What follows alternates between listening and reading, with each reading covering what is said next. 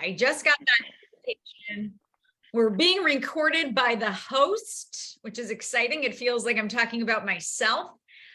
Hey guys, we are super excited for the Legends of Be Wealthy this week. In talking to Brett and going over really looking at the success and the positioning for more success in the future.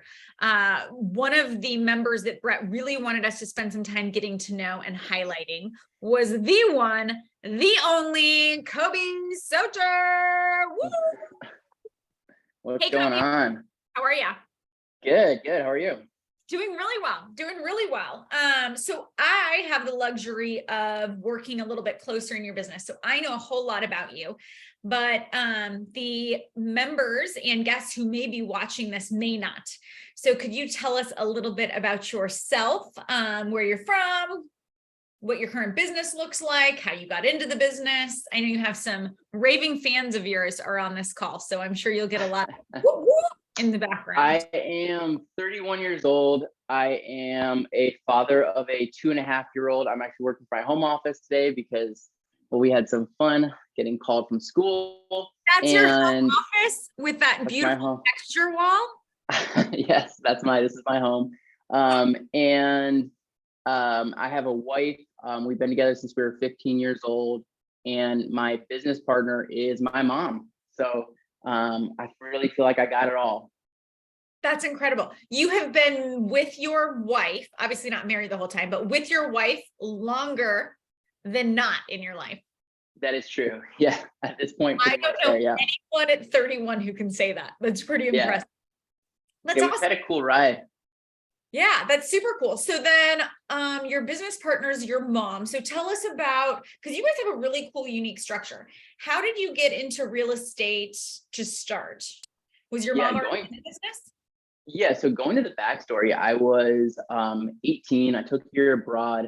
I went to Israel for the year and actually went to yeshiva and traveled around Israel, did some traveling, came back or halfway through the year. My dad, who's a college professor, not just a college professor, but a guy who has a PhD from Harvard and, went to Cal and taught at Stanford and, taught at UCLA and, gets paid to speak all over the place, said to me, he's like, I'm not sure based off of, what you're telling me that like college is exactly right for you. And so, maybe what you want to do, your mom's been in real estate for 2 years. She's having, a good amount of success. She's sold like 25 homes. Maybe you want to just come back home for the summer, defer college for another 6 months or a year, get your license and just see how it goes. And it was kind of him saying that to me that was a really cool thing. And one of the things he said is he's like, I'll always pay for your school if that's something you want. But he said that, you'll never look back at 45 or 50 years old and wish you graduated college 6 months earlier. And he's like, it's something that I wish somebody had said to me. And he's like, so I wanted to say that to you, like, you're never going to be disappointed that you didn't graduate college sooner. And so I got my license. I came back, I got my license. I had a really hard time passing the test because I'm pretty dyslexic. And I couldn't read until I was 16 years old. So severely dyslexic and had some learning troubles and certain things. And I decided to come in and it just started working. Like it was just clicking. I was just working with people. I'm a good chameleon. I'm a good salesperson. I took bold from Keller Williams. I did the whole nine. And I don't know, it just started working. And so I never really looked back in that way. Wow. And then there was obviously some motivators along the way that kind of drove what came. What were some of those motivators? The biggest motivator was not wanting to be a bum. I know it sounds funny, but like there was just this fact that like the kids who don't go to college, who stay home, like, they live in their parents' basement, which I was. They're living in their parents' couch, which I was. They're not real. They have 16 little gigs, but they're, work at a restaurant, work here, work there. And so for me, it was like, I was willing to work in real estate, but it had to be that's the only thing I did. The only thing I did was help people buy and sell houses.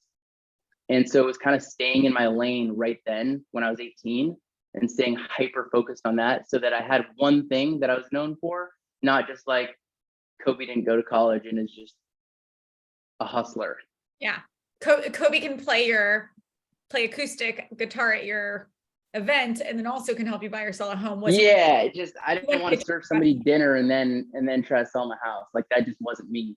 And then I had my wife, who is now a recruiter, but my wife was accepted into a 6-year pre-med program, and really on the educational side, really strong, really book smart, really tough Eastern European style parents. And they were like, if you as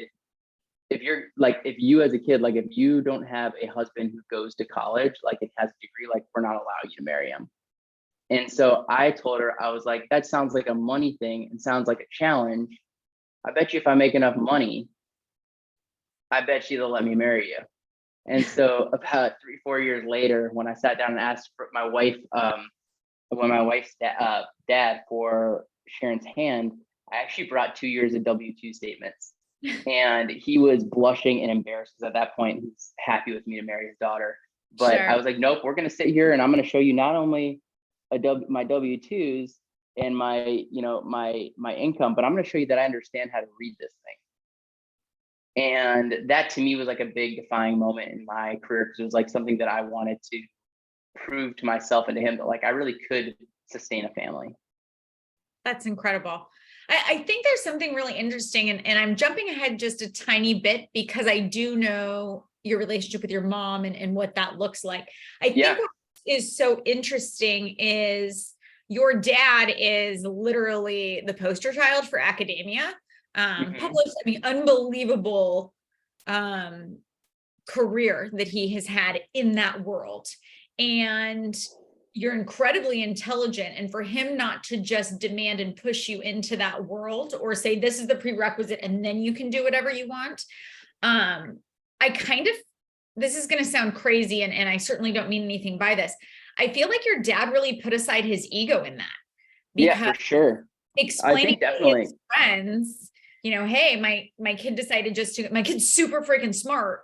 Yet I told him it'd be the best for him to go into real estate. I don't know if he started with that first little tagline. I'm glad that you say that, but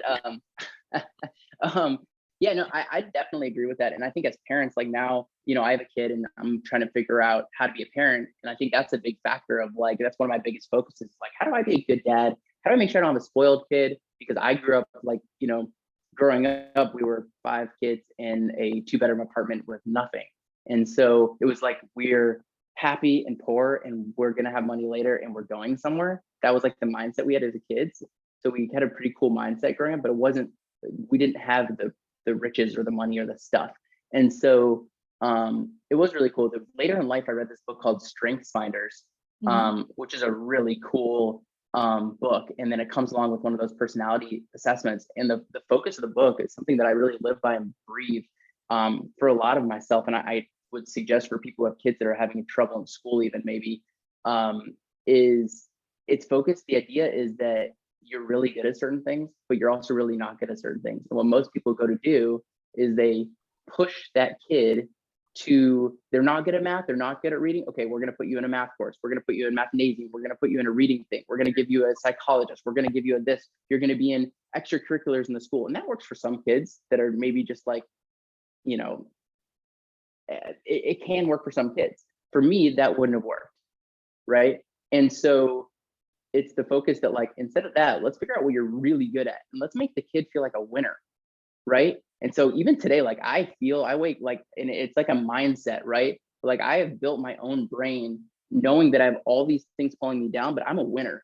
So I can get up here no matter fucking what, instead of like having the mindset of I suck at all these things. So it's just this like mind shift of like, how do you get your brain to believe you're a winner and know that there's things you can actually go and drive and win at, but then allowing the things you can't win at because there's something holding you back, whether it be a disability or something else, like not be a factor in your winning.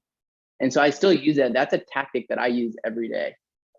Well, I definitely want to come back to that because I think that that's a big component in what's led to some of the your catapult of success in the last 18 months is that mindset.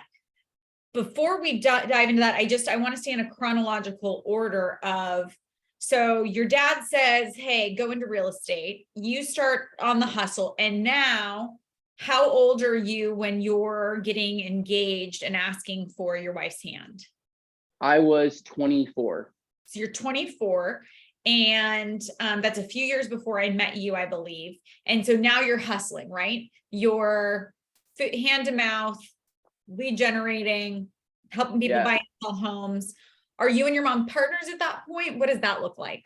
Yeah, it was pretty interesting. Like my mom, again, with the no ego thing, like pretty much about the first year was me just like running her leads and running her, inspections and going to things. And then about a year in, she had been in it for 3 years. At that point, I'd been in it for 1 year. She might've been in it for 4, but I can't remember exactly.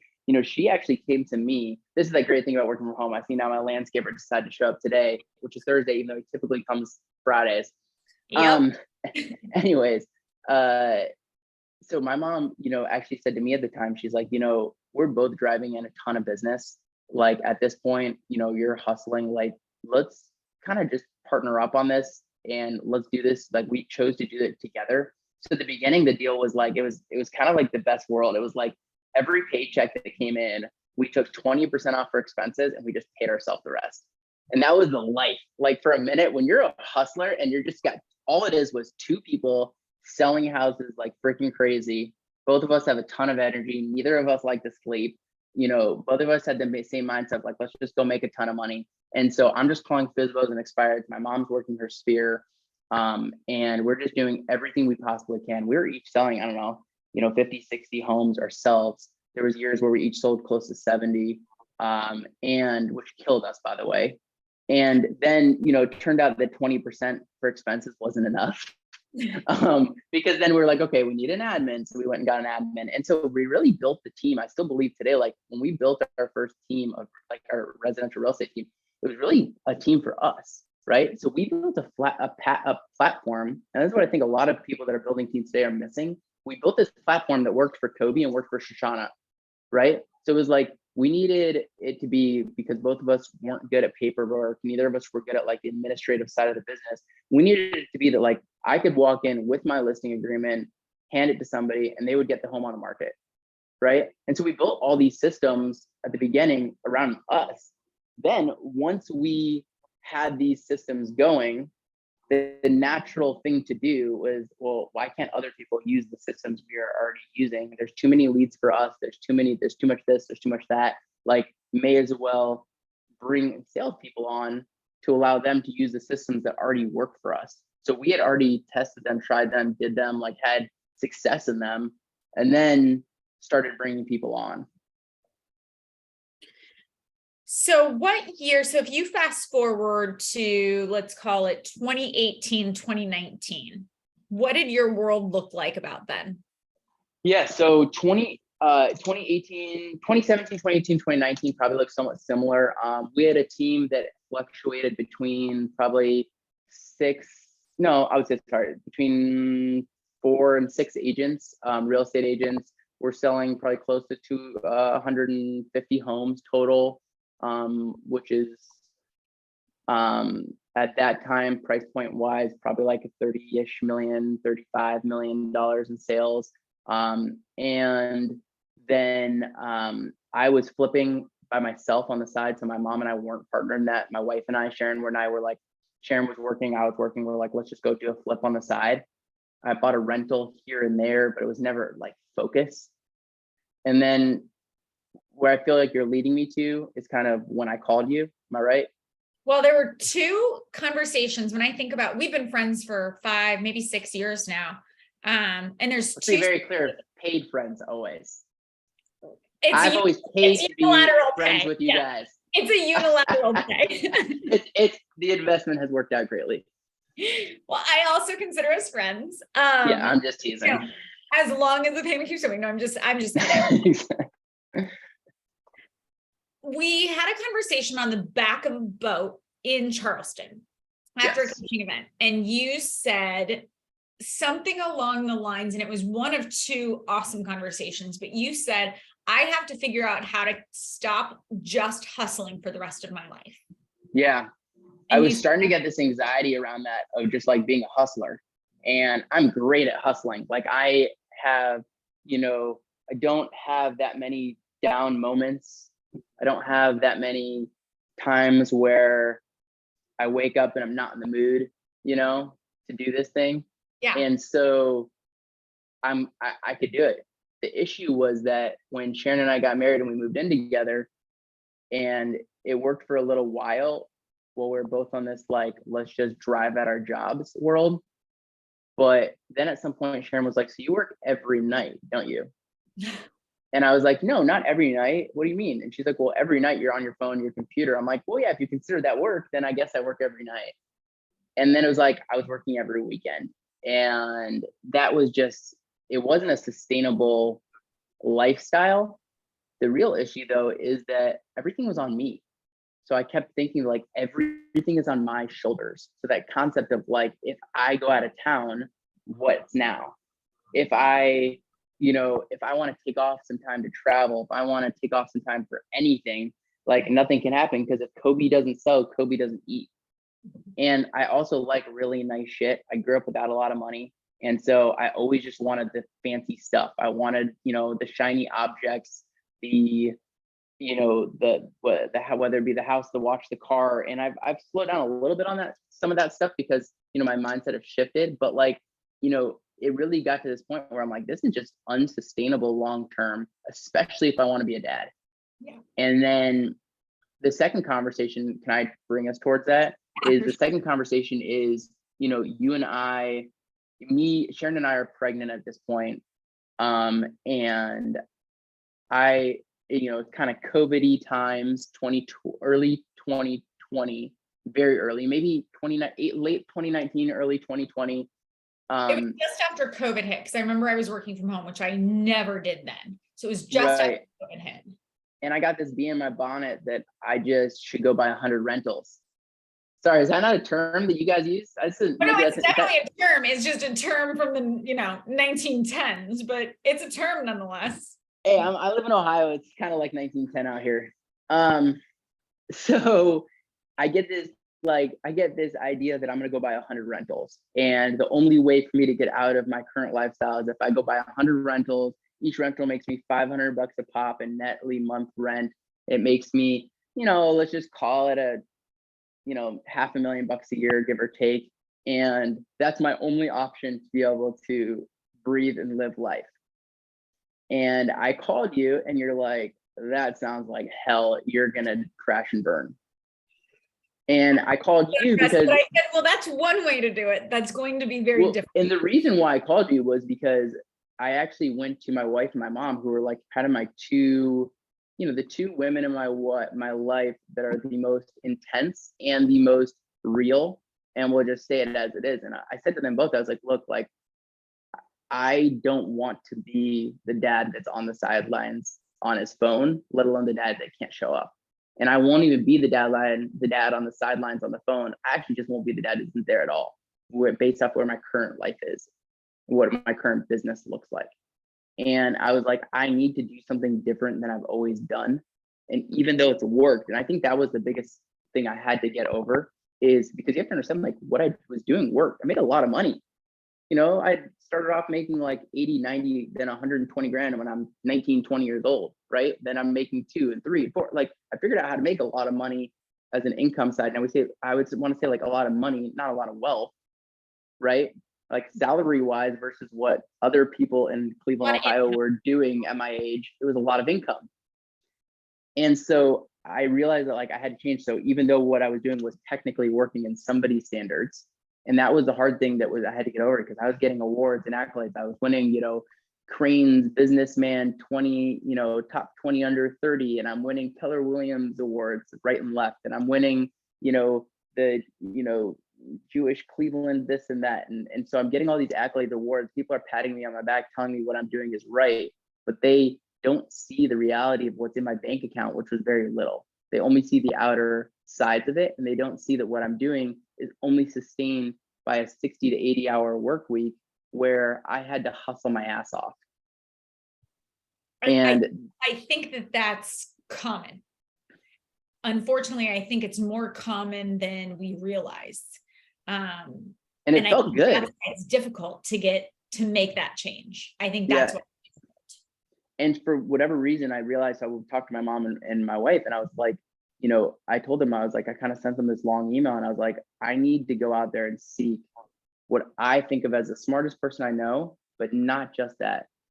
I need to find somebody that I'm willing to listen to and that I will commit to following. Because I had lots of coaches, but being a good salesperson, I could bullshit my way through any coaching call, right? I had all these coaches, and like they would tell me things and we would talk, and I wouldn't commit. I wouldn't do a lot of things, and I just would, we'd end up talking football, even though I don't even care about football, but I was able to get them, I was the kid in high school or school that would get an A, deserved a D, because I would just sweet talk the teacher in a certain way, right? And so that works really well when you go in and Literally you get something you said to me in that phone call. You said, hey, I need to work with someone who's not going to buy my bullshit. I should tell you at the beginning, this may not be appropriate for your children. So if you have children in the room, put on your headphones. Yeah, I was like, I can't have somebody who buys into my bullshit. I need someone who calls me out. I need someone who's real. I need someone who doesn't clap me on the back. It doesn't make me feel good about where things are, because I don't want to keep where things are. Like, it's the classic, like, bold concept of like, change the way you look at things, the things you look at change, right? If you just keep the same damn things going and everybody just makes you feel good. I was paying for coaches to like pat me on the back and make me feel good, right? And it just wasn't getting me to where I wanted to go in life. And I wanted to go somewhere a lot further and a lot faster and a lot like bigger, but I was being held back by my own self of not finding that mentor or person or whatever. And so I called you and I said that to you, and I was telling you kind of what I wanted. And I said, I would like Brett to coach me. And you said the thing that, like, the most pivotal thing, and I don't even know if we've talked about this that much, but like, you told me pretty much no. You're like, I don't think Brett would coach you. And I was like, well, what do you mean? And in my mind, it was like, well, what's his dollar? Like, how much money is it? Like, does it cost? Like, maybe I can't afford it. I don't know, And you're like, I just don't think it's right for you. I'm not sure that he would be willing to coach somebody at where you're at. And Brett was also, by the way, like it wasn't that aggressive, but it was actually more aggressive than that than you think, because it was 2 phone calls. Because you said, I'll talk to Brett, and you said, Brett and I don't know if you have enough battery packs. Oh yeah, I said you have to have batteries included. Yep. You said you have to have battery packs included and extra batteries, and we're not sure you have that. And I took that, again, going back to like the way that my brain works, because I'm a winner and I'm a fighter and I will push, and I don't care how many times I get told no. If I want something, I'm going to go get it. And so the same way when my in-laws told me, you can't marry our daughter because you don't have a college degree, and I said, well, watch me. And by the way, it wasn't just the money. I had probably read 300 books by then. I'd gone to a million courses. I had put education in my brain. It wasn't like I was like, and I think, by the way, I would love my kid to go to college, So it's not like I'm not against college in any sense or form. All my siblings did, and I think it was the right decision for them. So you said that to me, and it made me fire in a way that I hadn't felt in a long time. And I came back to you and I said, I want a phone call with Brett, but I want to tell you that if Brett will coach me, you don't need to tell me the cost. I'll pay whatever it costs. And I promise you that I will commit to it like I've never committed to anything before. And you won't regret that decision. And then Brett called me about an hour later from an airport. He's like, hey, I'm headed to Tahiti. You got 5 minutes. And I'm like, okay. This does sound right. And like, I jumped on a call with him. And I'm like, look, man, I was like, I know you know me a little bit and you may not know much, but I was like, I have the highest trajectory of anybody you've ever met. And he's like, why is that? I was like, because I fucking care. And he's like, that's not enough. I was like, okay. And I was like, I am willing to learn any new skill needed in order to get me to where I want to go. And he's like, well, where do you want to go? And I was like, well, I don't know. He's like, well, we can have a first phone call and we can talk about that. If it makes sense, we can move forward. And it was such a quick, and he's like, gotta go, bye. Which is still what he does to me every time I call. We're on the phone. It's like, get to a certain time. He's like, all right, gotta go, bye. You probably heard that a lot. Um, but it was this, and then it was, so that was like this decision of like, I'm all in. And I think you would agree. And I think that anybody, if you ask my wife, like, this isn't just me on this, like talking like out of the back of my mouth. Like, if you ask my wife, if you ask my parents, if you ask, anybody around me, I have taken it really, really seriously, to the point where like I've had to learn skills that I didn't even think I could learn. So this is a big pivot point. So you talk to Brett, he says, I'll give you one call. Let's book the first one. And then you guys, spoiler alert, you do start working together. You become part of the mastermind, and you've been arguably one of the most involved clients we have in Be Wealthy. You or your team are on every call we have, asking all the questions possible. Between you and Scott Bauer, it's always a battle for who gets to ask the first question. You guys play all out. Coby, you play all out. There's no question. And in the last 2 years, my net worth has a net worth. Like, you want to talk real numbers for a minute? Because Sure. I'm not shy in any sense or form about anything. Sure. So like real numbers, or like when we started, Brett said I needed to create a 30-year wealth plan. And that was the first call. It was like 15 minutes, like, go create a 30-year wealth plan. And here's a video on how to do it. Go do it. And I actually created like 4 of them, which he really liked because I created different models. I just got obsessed with it. And I first actually went back to him like a day later. I was like, dude, I don't know how to use spreadsheets. He's like, well, that's funny because I know how to do everything perfectly. And I'm like, that's a direct call. That's what he says.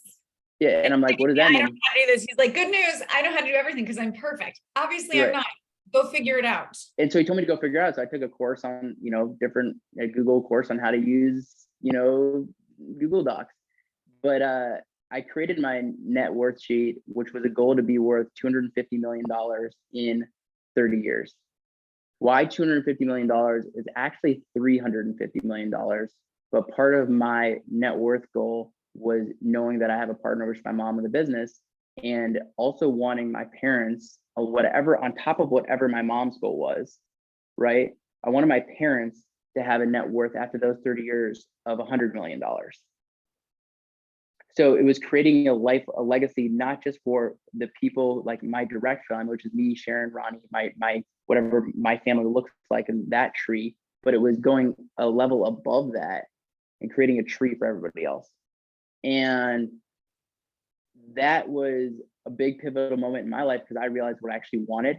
Then I had to go do a net worth sheet of like your asset and balance sheet, which I did, which at the time was about like $400,000 and was kind of bullshit, to be honest with you. And then I made the goal that before I was 30 years old, which was last year, I just turned 31 in August, I was going to be worth $1 million. And I drove at that goal. And that would put me 3 years ahead of my $250 million net worth plan because I track it against it. And I hit that goal and I called Brett on my 30th birthday and he goes, oh yeah, send that over to me real quick. I want to look at it. And he looks at it and he goes, bro, good news is this is really exciting. Bad news is you're 900 error. I'm like, what do you mean? He's like, well, there's actually a debt in here that you put as a plus for 100 grand, but it's actually a minus of 100 grand. And so you're worth $900,000. And I was so freaking pissed off that I literally spent like all night that night looking for like 2 properties I could buy, which each had like 50 grand in equity in them. That's so right. funny. And so then by year 31, when I turned 31, I had hit a net worth of a little over $2 million. Wow. And so I went from no net worth, even though I made a lot of money, right? And those were like kind of, even like the beginning was 400 was like a fake, like, I don't want to say a fake 400, but you're assessing your properties at super high values, not adding in closing cost commissions, fixing them up, whatever else you have going on. The cashier bank, you don't really want, you don't want to add credit card stuff, like, you know how it is. And so, now looking at it, I'm well ahead of my, plan, but I have huge aspirations of where that can go. And now I have something I can drive at. So my driver is the net worth driver, not the income driver, right? And my driver in my businesses is how can I help get myself to a certain net worth, but it's also then helping others get to their net worth, right? Because I think that like you can help somebody go make 30, 40, 50 grand, 60 grand. You can help make somebody make 150 grand in your business, but like that may not make them satisfied. I was never satisfied. Now my satisfaction comes from like beating my 30-year goal and knowing where I'm going to be, then a protection side of the game, and then all these other things that are coming. And so that's kind of where things are today. I appreciate your candor and your honesty around those numbers, and also the that's a really funny story. I had not heard that about your 30th birthday, so that's one of my new favorites. Let me ask some questions. So you and Sharon, so Sharon comes from a family, obviously she's super well educated. I've had the opportunity to spend some time with her on a couple of recruiting things she's been involved in, and she's a badass. Originally, when you guys got married, your whole drive was for income dollars.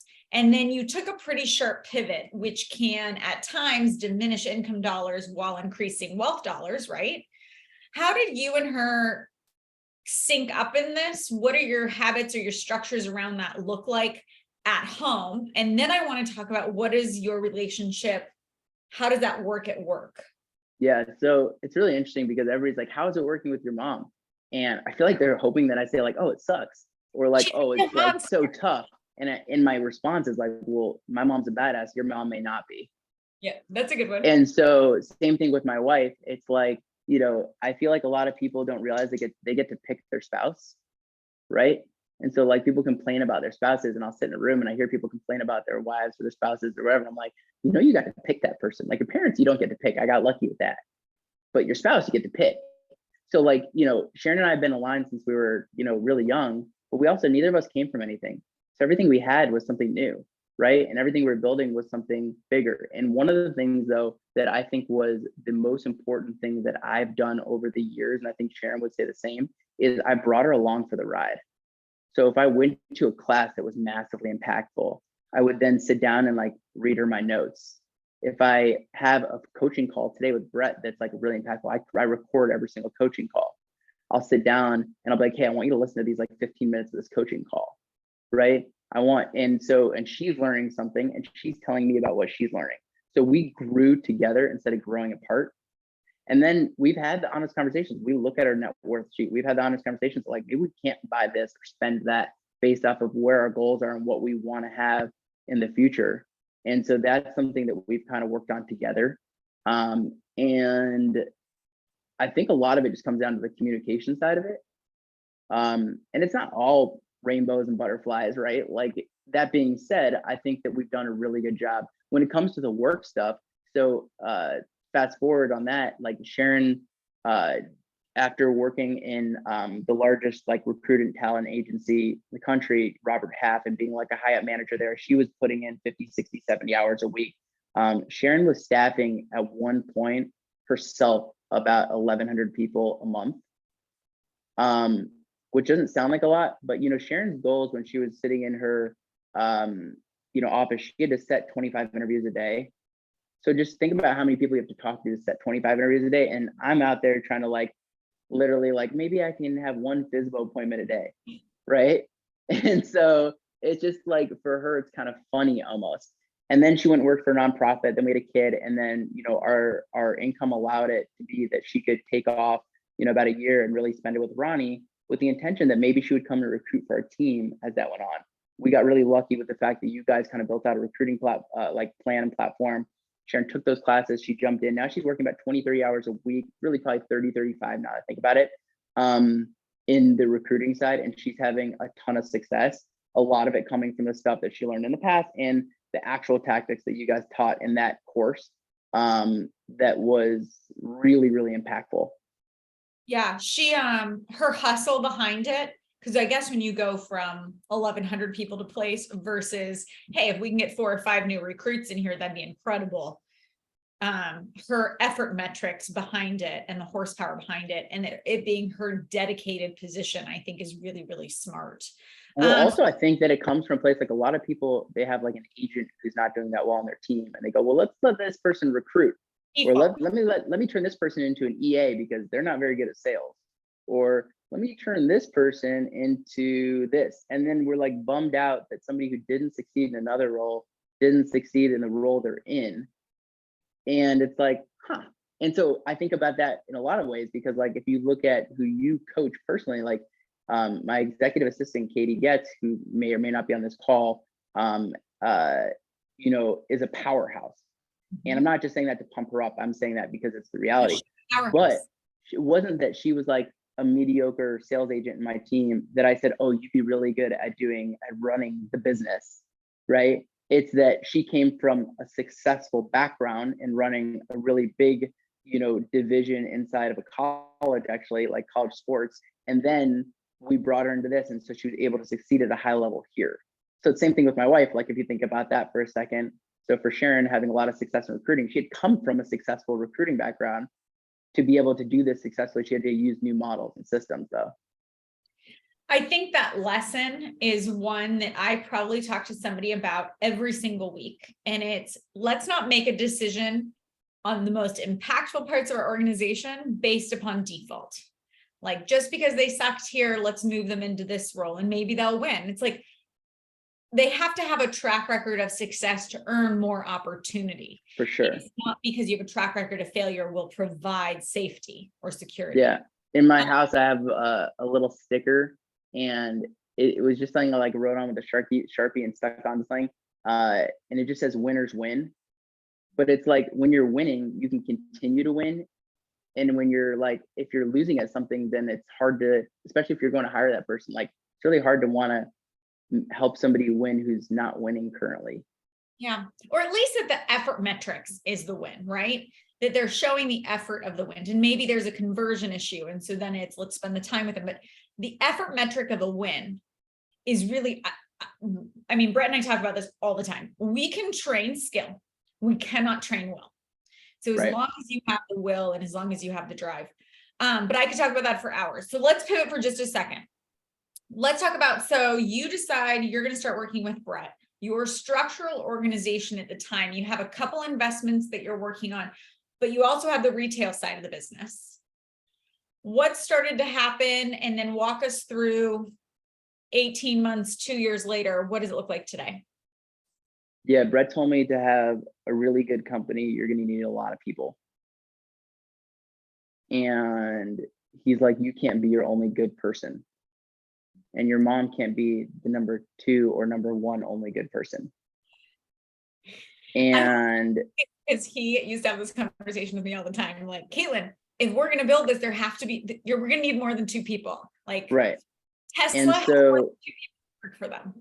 Right. And that's a thing in my looking back, it's like, is procrastination is something that I have a really hard time with personally, still to today. You know, I can get a ridiculous amount done, but there's certain things, and like, if, you know, the people that know me best are probably smiling if they were to hear this, like, if like the 3, if Katie, my mom, or Sharon were to be on this call, they would probably like laugh, because they know about the way that I can procrastinate on certain things, where other things I can drive at like a tank. Right. And so, you know, with that, you need the right people around you. And probably the most impactful book that I've read in the past 5-6 years, and I've actually now read it 3 times. I read it twice actually, and then once as like a textbook more, is Who Not How. And it's a book you guys gave us for the mastermind like 2 years ago or a year and a half ago. And that book, I mean, is, and even probably right now is more relevant than ever, but is like the concept of like, who can get something done at the highest level for you, who can drive at this thing that you need done, but it's not necessarily that you can get it done the right way. And so it's not about how you get something done, it's about who gets it done. And so for me, if I don't have the who's around me, the stuff won't get done. And that's in a lot of things in my life. Like, I'm not a good handyman, right? Like, I literally can't put up a baby gate without ruining the wall. So like, if I do not hire a handyman, the baby gate will not get put up. Yep. Right? I don't own a lawnmower, right? Like, it's just not who I am. It's not me. So like, if I don't hire a landscaper that will show up every single week, who's going to cut the grass? Right? And then finding these who's, and those are like tiny little things, but it goes in a lot of different ways, right? Because the same way, like, my wife starts working and the house gets a lot messier, the dishes aren't done as much, but I'm pushing Sharon to work and I want her to work and she's enjoying working at a high level. well, shit, doesn't it make sense for us to have a cleaning lady 3 to 4 days a week, putting the house back together, getting things ready, putting the groceries away, putting things back in order such that we can live our lives and work, because we're definitely making more than 15, 20 bucks an hour, right? And so for me, so it's like, these are all the little who's, but then you go really big. And now it's like, now where the business is at. So just jumping forward for a second. So we are running 2 simultaneous businesses. One's a retail business. We have 8 agents on the retail business. We have a transaction coordinator, a head of ops, head of marketing, and a VA. And as of yesterday, a really great ISA. And then on the investment side, we have 5 acquisitions agents. We have a virtual assistant. We have Katie, who is I want to say my executive assistant, but really is my integrator in the business. I would say if you could look at Rocket Fuel Visionary Integrator. And then you have Sharon, who's running recruiting and Dispo for the investment side simultaneously, and she's working for both sides. So we're looking at, total 20-ish people total right now. And we are heavily focused on growth in terms of people moving into what market we might be hitting, with the idea that we can combat a bad market with a shit ton of awesome people. Okay. When you say a shit ton of awesome people, talk to us about that. Well, Brett says it best. He said to me a million times, I think he said on these calls before, if we're going to go down in business by 30% and you have right now 10 people and you only add 3 people to your business, so you think you grew by 30%, but the business went down by 30% in sales, then what happened? You're net zero.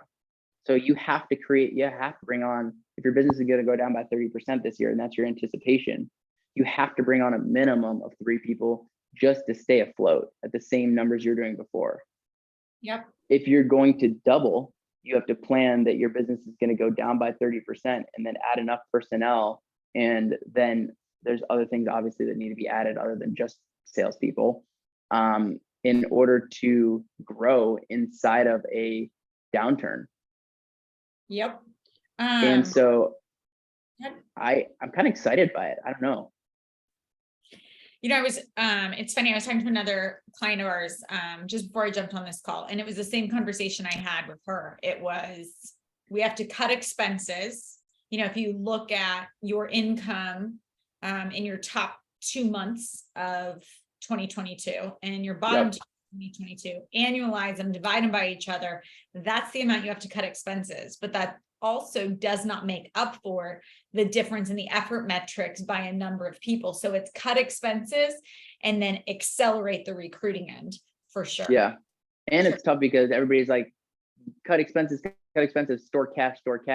And I think that there's a lot of people that are actually doing it. There's a lot of us and a lot of people, and I'm sure there's people on this call where it's like, we hear the word store cash.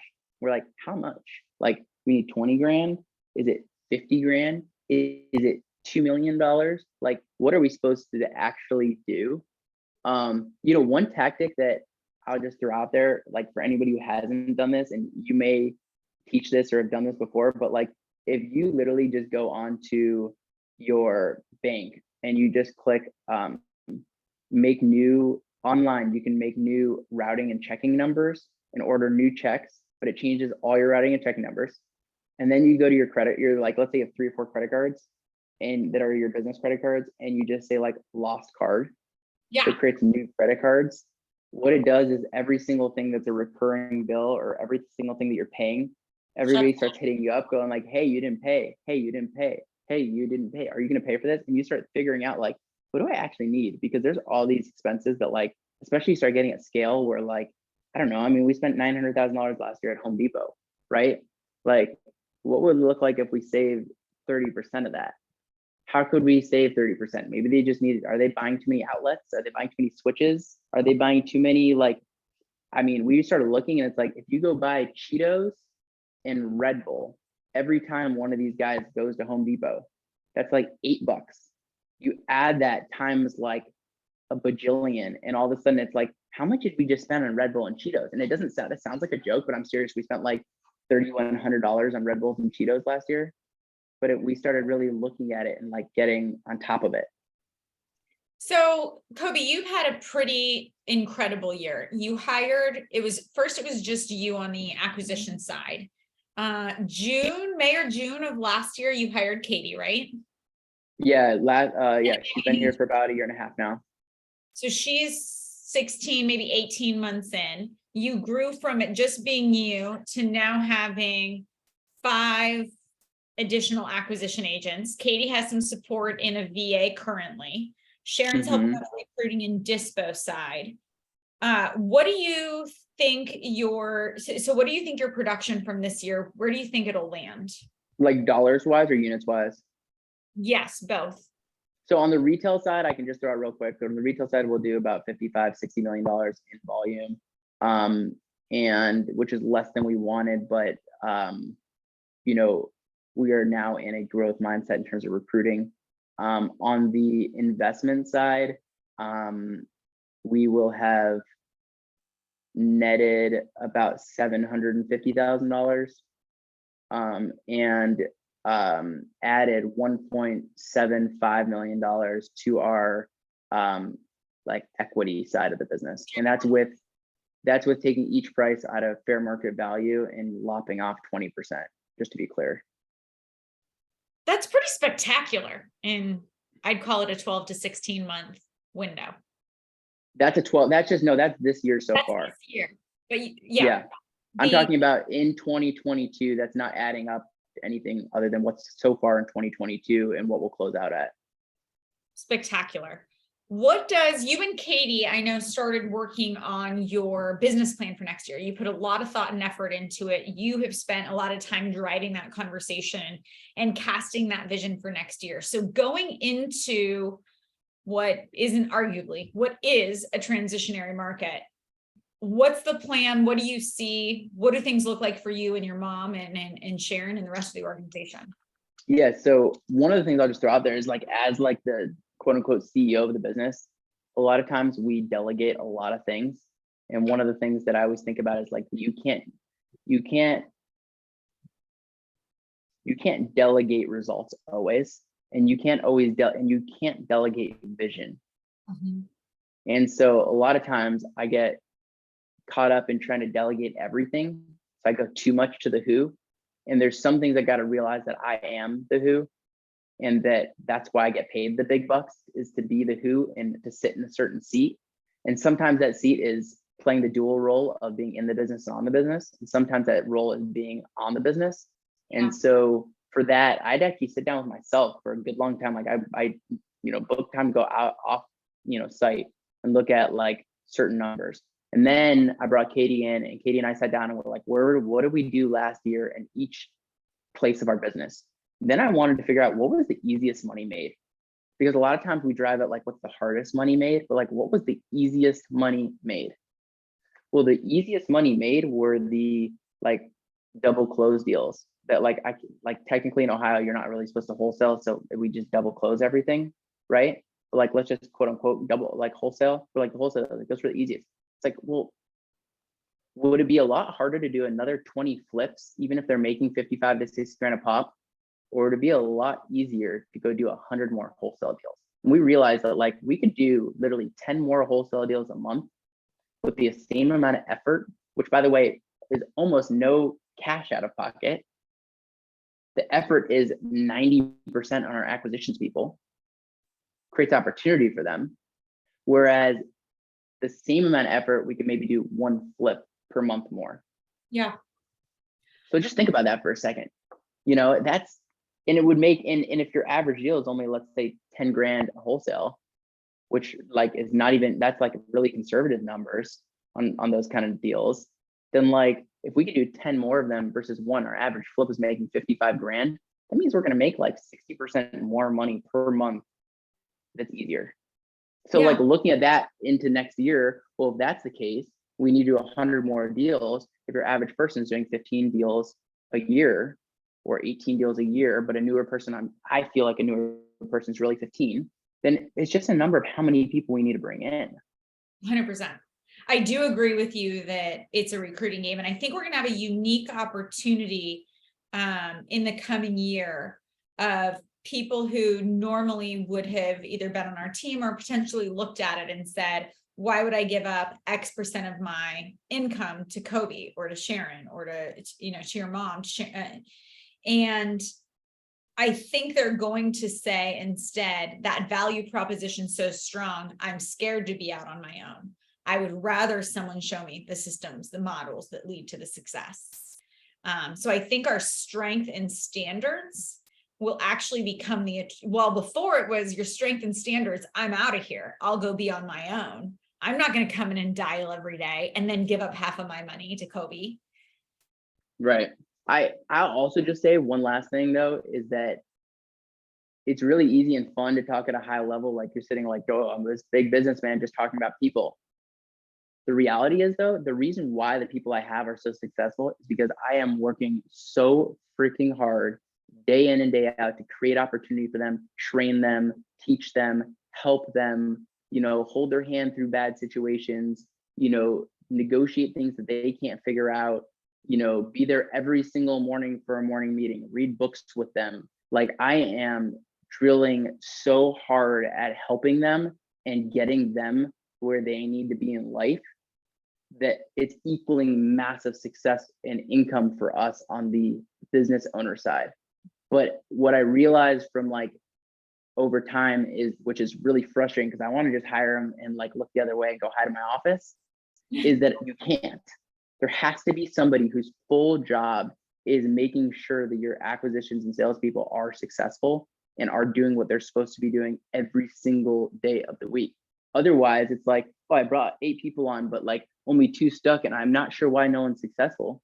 Well, it's like, well, who is making sure that they're going to be successful? And so that's what I've been driving at. And now one of my next hires that I'm hoping will evolve out of the team that I have and will come from it is, a real sales manager that can have their full time being driving at that so I can go build more. Seth talked about the same thing last week. He brought on his first rung of inside salespeople trying to get out of that hustle stage into having the leverage pieces, and complete failure because he didn't really care if they succeeded or not. He just didn't want to have to be doing it anymore. And then when he brought in his second rung and actually became invested in their success, that role, I've been on maybe the hardest role in the entire organization. Since this June, I think I've been on about 70 to 75 appointments with these people. I've been negotiating the offers with them. Like I've been helping them in every single way. Katie is helping them every single day. And so like we are doing, Sharon is driving at them every single, like we are doing everything we can on a leadership side to help them succeed. But one of the biggest things, and that's what Brett said to me, is he's like, don't be so upset if they don't get deals if you're not going on their first 10 appointments. You are the sales manager. Right. And I thought I was above that for a minute. And then I realized quickly I have to go on every single appointment, which then I had to go back to Sharon and say, hey, FYI, instead of being home at 4 p.m. every day, I'm not going to be home for a month and a half, essentially, other than the weekends, because I'm going on every single appointment, no matter when they book it. And we committed to that together. I think you and Shoshana will continue in that role for a while going into next year. And I know that there's many people on this call that'll probably reach out to you over time that may be sliding back into that role in order to help to drive the revenue. Because when you go into wartime, it is definitely all hands on deck for sure. So Coby, I want to open it up real quick. We've got a few minutes left. If anyone has any questions, shout them out or put them in the chat box. And while you do, what should we have not asked you, Coby? Or what should we have asked? Well, what should we have not asked you? What should we have asked you that we didn't already? What a butcher job. That was terrible. Man, I'll just tell you one thing, which is that, a lot of people ask me how I have so much energy. And I may have not displayed that. And that was part of my focus day, was like, I have to be focused and sitting here. So you'll tell me if I had good energy or not. But there's 2 factors in that. There's 2 factors in that. One is my goal to have energy at all times because it makes me feel better. And I realize that when I am happy and when I feel like I'm euphoric, I'm this, I'm that, it actually makes me produce at a higher level in everything that I do. There are 2 things though that I take daily I've taken them for about 2.5, 3 years now. One of them, and I just have them literally sitting next to me. I put them in my shaker. And one is I take this early bird cocktail. And I think I told you about this before. This is something that this is something that like a lot of Army guys take. I don't drink coffee anymore the last couple of years. And I literally drink this every single morning. And then I started taking these greens, just beyond greens. I did a ton of research on like the best possible greens one could buy. And it's kind of like the athletic greens, but athletic greens, if you read about them, have like a lot of fillers. And since I started taking greens, I found that like I have so much more clarity. And I think that one of the things we're all trying to figure out, like, do we take Adderall? Are we supposed to take Vyvanse? Are we supposed to take like tons of coffee every day? How do we make ourselves feel amazing? Am I supposed to wake up at 4 a.m. and Peloton? Am I supposed to? And I do a lot of those things also. Like, I don't want to just say that it's only these things, but I have found consistently, I make them, I shake them together. I can send you the link to them if you care for it. I don't make any profit off that. You know, I can say that consistently in terms of like chemicals, those are two things that have helped me have a ton of extra energy and feel really regulated versus like, if anybody here is drinking like 4 cups of strong caffeine and like getting like jittery, you know, falling down, and it's hard to get back jacked up unless you're like do something else really strong or drink a Red Bull. That's helped me. And I'm always looking for that next thing that'll kind of give me another edge. I love that. All right, we'll finish with this one. What is the #1 book? You mentioned a couple. You mentioned Who Not How. You mentioned the Strength Finders book. What one book, if someone was going to leave here, what one book would you recommend they read to prepare them as they're going into 2023?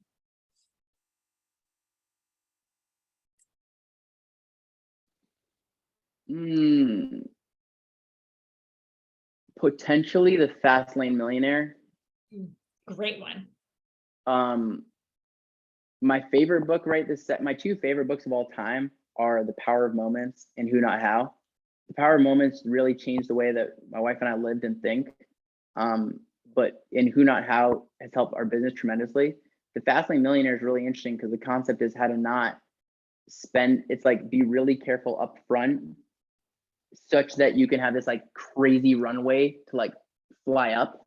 So like going into this year, like if your car lease is up, maybe don't go get your Range Rover yet if you're driving a Mazda, right? Or like maybe it's not the best time to go buy your big baller house that you were about to buy. And those are the things that I had to stall on a 1.5 or 2 years ago, which put me in a place to go build what's now like, I don't know, $10,000 to $12,000 a month in passive income, and then pay for those things that I am able to afford now, whether the market goes up or down. So like putting yourself in a position to be like, look at your family or your kid or your spouse or yourself in the eye and not to be like, I'm one of the suckers. That's some really, really good counsel to leave us with.